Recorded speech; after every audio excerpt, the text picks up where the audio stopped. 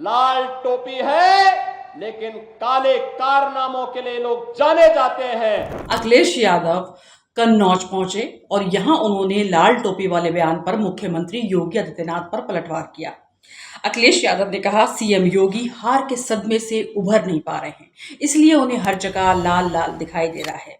आपको बता दें, लोकसभा चुनाव 2024 में अखिलेश यादव ने कन्नौज सीट से बड़े अंतर से जीत दर्ज की थी। लाल रंग इमोशन का है, हमारे सीएम नहीं समझते, अखिलेश यादव ने कहा। उन्होंने कहा कि लाल रंग इमोशन का है, हमारे सीएम इमोशन नहीं समझते। हरियाणा विधानसभा चुनाव में सपा के लड़ने पर उन्होंने कहा कि कहां चुनाव लड़ना है, ये पार्टी तय करेगी। भविष्य में समाजवादी पार्टी राष्ट्रीय पार्टी कैसे बने, इसे दिशा पर काम हो रहा है। ये तमाम बातें अखिलेश यादव ने कही हैं। तो आपको बता दें कि जिस तरीके से अखिलेश यादव इस पर बोल रहे हैं, यानी तीखी बयानबाजी शुरू हो गई है। लेकिन उत्तर प्रदेश में लगातार जो खबरें आ रही हैं, जहां पर क्राइम ग्राफ काफ़ी बढ़ गया है, या एनसीआरबी का जिक्र वहां पर आ रहा है, लड़कियों की वहां पर जो मौत हुई है फरुखाबाद में, पेड़ से लटके हुए शव मिले हैं, फिर उसके बाद मैनपुरी से भी ऐसी कोई खबर आने लगी। ये तमाम खबरें योगी सरकार को कटघरे में खड़ा करती हैं। सबसे आसान क्या है, सियासी जुमलेबाजी हो जाए। अगर सियासी जुमलेबाजी होगी तो सबसे बेहतर यही है, क्योंकि सियासी जुमलेबाजी जब होगी तो जवाबन भी वहां से बयान दिया जाएगा और इसी में जो मेन मुद्दा है वो खत्म हो जाए। इस वक्त आपको बता दें कि राष्ट्रीय मीडिया हो या अंतर्राष्ट्रीय मीडिया हो, उन सबकी नजरें उत्तर प्रदेश में है, क्योंकि जो क्राइम ग्राफ है जितनी तेजी से बढ़ा है, उससे योगी सरकार से सवाल पूछे जा रहे हैं, जिसका योगी सरकार के पास कोई जवाब नहीं है। अब बात रही कि अखिलेश यादव ने जो जवाब दिया, क्यों जवाब दिया, क्योंकि योगी आदित्यनाथ किस तरीके से लाल टोपी वालों की बात कर रहे थे, वो तो हम आपको सुनवा देंगे। उन्होंने क्या क्या कहा वो हम आपको बताते हैं। मुख्यमंत्री योगी आदित्यनाथ ने गुरुवार को कानपुर के कार्यक्रम में कहा था, इतिहास के पन्नों को जब आप पलटेंगे तो काले कारनामों से इनका पूरा इतिहास भरा पड़ा है। लाल टोपी है लेकिन काले कारनामों के लिए लोग जाने जाते हैं। किसानों से औने पौने दाम पर जमीन खरीदी गई। अखिलेश यादव ने अयोध्या में जमीन के सर्कल रेट बढ़ने पर भी सरकार को घेरा। उन्होंने कहा कि किसानों से औने पौने दाम पर जमीन खरीदी गई, अब अपने लोगों को फायदा पहुंचाने के लिए सर्कल रेट बढ़ा रहे हैं।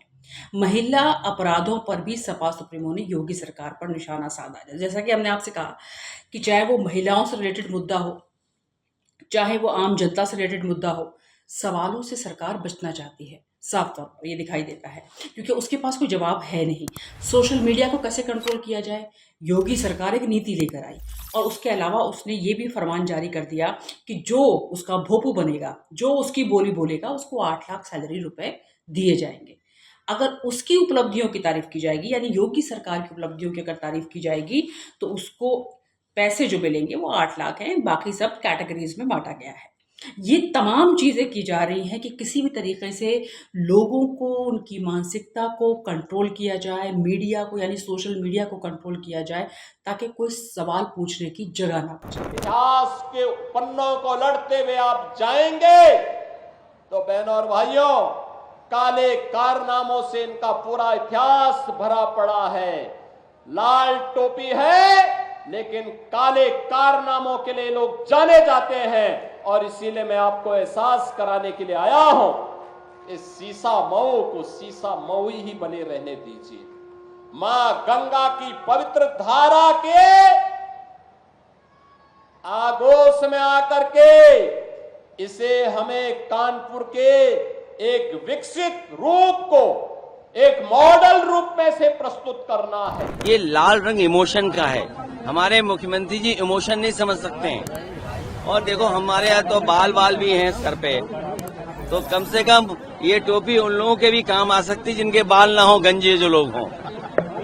और देखिए, जो काले रंग की टोपी पहनते हैं उनका तो काले ही सब कुछ काला होगा, इसलिए काले पे बहस नहीं कर रहे हम।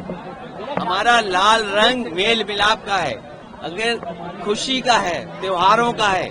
हमारी देवियों के जितने कार्यक्रम संपन्न होते हैं, दुर्गा माँ का लाल रंग, हमारे पारिवारिक कार्यक्रम होते हैं, लाल रंग सबसे ज्यादा इस्तेमाल होता है। आखिरकार नाराजगी क्या है? इसीलिए मैंने कहा, ये जो हार का सदमा है, जो हार की वजह से सदमे से नहीं उभर पा रहे हैं, इसलिए उन्हें हर जगह लाल लाल लाल रंग दिखाई दे रहा है। से इतिहास लिखा जाएगा समाजवादी पार्टी का। ये लाल टोपी वाले जो हैं, इनके काले कारनामे हैं। ये तमाम बातें योगी आदित्यनाथ ने अपने भाषण में कही। सीएम योगी हार के सदमे से उभर नहीं पा रहे हैं और अखिलेश यादव ये बार बार कहते हैं कि जो लोकसभा चुनाव 2024 में चोट लगी है, जो हार हुई है, उसको एक्सेप्ट नहीं कर पाए की पार्टी। कन्नौज में अखिलेश यादव ये तमाम बातें कही और लाल रंग इमोशन का रंग है, हमारे सीएम इमोशन नहीं समझते। हरियाणा विधानसभा चुनाव में सपा के लड़ने पर उन्होंने कहा कि कहाँ चुनाव लड़ना है ये पार्टी तय करेगी, भविष्य में सपा राष्ट्रीय पार्टी कैसे बने इस दिशा पर भी काम करेंगे। अखिलेश ने कहा वो महंगाई और बेरोजगारी के बढ़ने पर नहीं बोलेंगे, उन्हें सिर्फ लाल रंग दिख रहा है। सवाल बहुत तीखा है दोस्तों, सवाल ये है कि आप महंगाई पे नहीं बोलेंगे, आप बेरोजगारी पे नहीं बोलेंगे। जो सवाल विपक्ष उठा रहा है वो कहीं ना कहीं जो आप लोग सुन रहे हैं, आप लोगों को भी सही लगेगा, उसका जवाब क्यों नहीं देते? जवाब देते हैं तो किसी नेता का जवाब जरूर दे देते हैं, आम जनता का जवाब नहीं दिया जाता।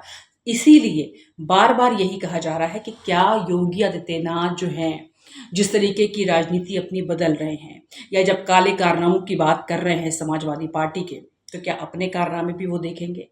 उपचुनाव है, माहौल तैयार है, उपचुनाव में कैसे एंट्री मारनी है, कैसे वो नुकसान की भरपाई करनी है जो 2024 लोकसभा में उनको हुआ, ये उसका आकलन किया जा रहा है, ये उसकी रणनीति बताई जा रही है जो साफ नजर आती है। क्योंकि योगी आदित्यनाथ अब खुलकर मन से बोल रहे हैं और खासकर आपको ये भी बता दें, क्योंकि पटकनी किसने दी है? अखिलेश यादव ने, उनकी पार्टी ने 2024 लोकसभा चुनाव में। इसलिए सीधा सीधा निशाना जो है वो समाजवादी पार्टी है, अखिलेश यादव है। और ये कोई तीखी बहस ये अभी से नहीं चल रही है, जब नतीजे आए उसके बाद केशव प्रसाद मौर्य वर्सेस अखिलेश यादव हो गए थे, बार बार ट्विटर वॉर चल रहा था, सॉरी एक्स पर लगातार वो ट्वीट्स कर रहे थे और उस पर ये बयानबाजी चल रही थी।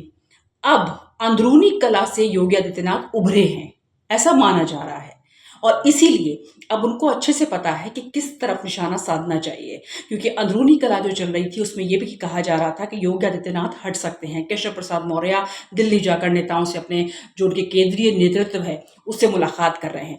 कुर्सी डगमगा रही थी, इस तरह के हालात बन गए थे। लेकिन एक बार फिर से पार्टी एकजुट हो गई है और अब उपचुनाव के लिए क्या रणनीति बतानी है इसके ऊपर मंथन हो चुका है।